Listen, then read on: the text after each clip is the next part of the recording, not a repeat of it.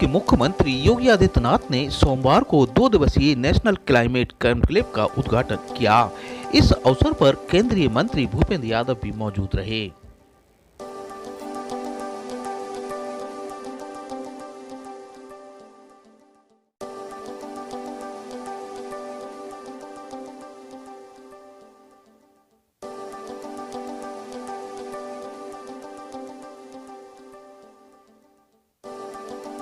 दो 2017 में जब प्रदेश के अंदर हमें सरकार बनाने का अवसर प्राप्त हुआ,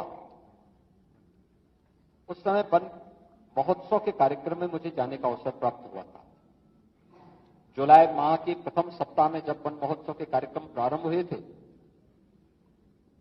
तो उस कार्यक्रम में मैंने वन विभाग से कहा था, मैंने कहा एक लक्ष्य लेकर के इस अभियान को आगे बढ़ाइए। व्यापक पैमाने पर वृक्षारोपण के कार्यक्रम होने चाहिए। पहले वर्ष 5 करोड़ वृक्षारोपण को लेकर के कार्यक्रम प्रारंभ हुआ। अगले वर्ष इसे बढ़ाकर के 10 करोड़ किया गया और मुझे बताते हुए प्रसन्नता है कि विगत 6 वर्ष के अंदर उत्तर प्रदेश ने 135 करोड़ पौधारोपण का कार्यक्रम प्रदेश के अंदर सफलतापूर्वक किया।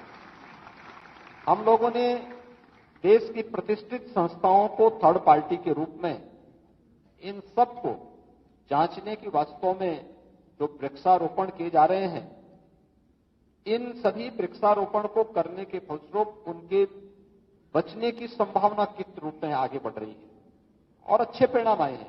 इसलिए 6 वर्ष में उत्तर प्रदेश का वनाच्छादन बढ़ा दी है।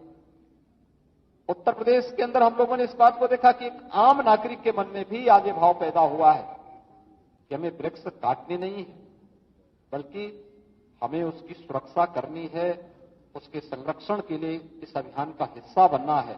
आज वह हम लोग प्रदेश के अंदर अलग अलग क्षेत्रों में जाकर के देखते हैं तो लोगों के मन में इस भाव को देख करके खुशी होती है कि कम से कम लोगों ने आज इसे अपने जीवन का हिस्सा बनाया है। आदरणीय प्रधानमंत्री जी ने जल संरक्षण के लिए जो अनेक अभियान देश के अंदर प्रारंभ किए,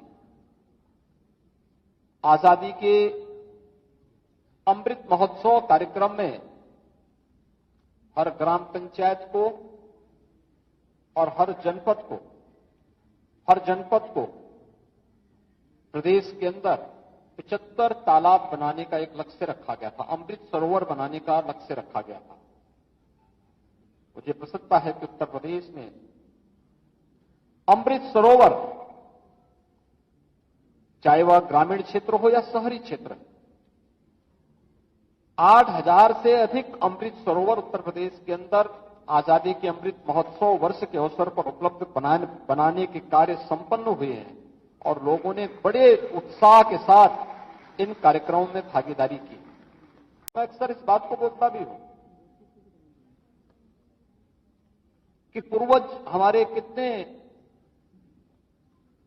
दूरदृष्टा थे।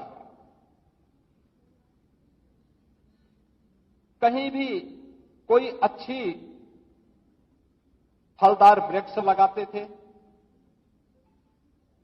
सच था कि उस वृक्ष को बड़ा होने में और फलने फूलने में उसको समय लगता था, लेकिन सैकड़ों वर्षों के बाद भी वह वृक्ष आज भी फल देते हैं। मैं इस बात को देखता हूं। हमारे यहां गोरखपुर में गोरखनाथ मंदिर प्रांगण में एक आम का वृक्ष है, आज भी फल देता है। आप जब कभी बद्रीनाथ धाम गए होंगे, बद्रीनाथ धाम के जो सिद्ध योगी हैं वह योगी सुंदरनाथ जी। 1907 में योगी सुंदरनाथ जी गोरखपुर में उस वृक्ष के नीचे, उस समय गोरखपीठ में सिद्ध योगी योगीराज बाबा गंभीरनाथ जी हुआ करते थे। इन दोनों के बीच में संवाद होता है। वह वृक्ष आज भी उसका गवाह है। भारत सेवाश्रम संघ भारत के अंदर अध्यात्म और क्रांति का एक ऐसा पवित्र संगठन, आध्यात्मिक चेतना से उत्प्रोत एक ऐसी संस्था जिसके संस्थापक स्वामी प्रणवानंद जी थे। 1912 में उसी आम के वृक्ष के नीचे योगीराज बाबा गंभीर नाथ जी से स्वामी प्रणवानंद जी ने दीक्षा ली थी।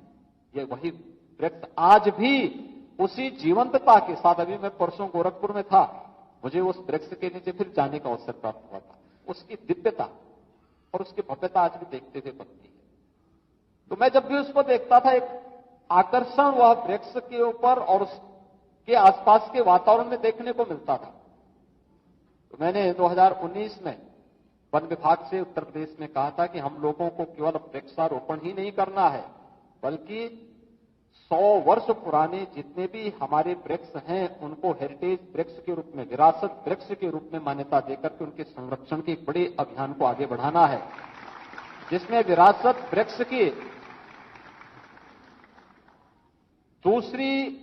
दूसरा जो संस्करण है उसका लोकार्पण अभी माननीय केंद्रीय मंत्री जी के कर कमलों से यहां पे संपन्न हुआ है। हम सब भी अपने आसपास के वातावरण में उन कहानियों के साथ जुड़ करके, उसके साथ जुड़ी हुई उन आध्यात्मिक और ऐतिहासिक पृष्ठभूमि को उसके साथ जोड़ करके उस विरासत की परंपरा को आगे बढ़ाने में योगदान दे सकते हैं। मुझे बताते हुए प्रसन्नता है कि आज उत्तर प्रदेश के अंदर जैविक खेती और प्राकृतिक खेती, इन दोनों प्रकार की खेती को 1,30,000 हेक्टेयर भूमि में हम जैविक और प्राकृतिक खेती के कार्यक्रम को लागू कर चुके हैं और तेजी के साथ इन कार्यक्रमों को आगे बढ़ाने का कार्य भी किया जा रहा है। अभी से हम लोगों ने तय किया है कि इस वर्ष फिर उत्तर प्रदेश सरकार वन विभाग को नोडल विभाग बनाते हुए, क्योंकि यहां पे केवल एक नोडल विभाग वन विभाग होता है, लेकिन सभी अन्य विभाग इसमें सहभागी बनते हैं। 35 करोड़ वृक्षारोपण के कार्यक्रम को लेकर के फिर हम लोग जुलाई प्रथम सप्ताह में प्रदेश के अलग अलग जनपदों में एक बृहद अभियान को आगे बढ़ाएंगे। 35 करोड़ वृक्षारोपण एक साथ एक दिन में जुलाई प्रथम सप्ताह में उत्तर प्रदेश के अंदर होगा। उसकी तैयारियां अभी से होने लग गई हैं।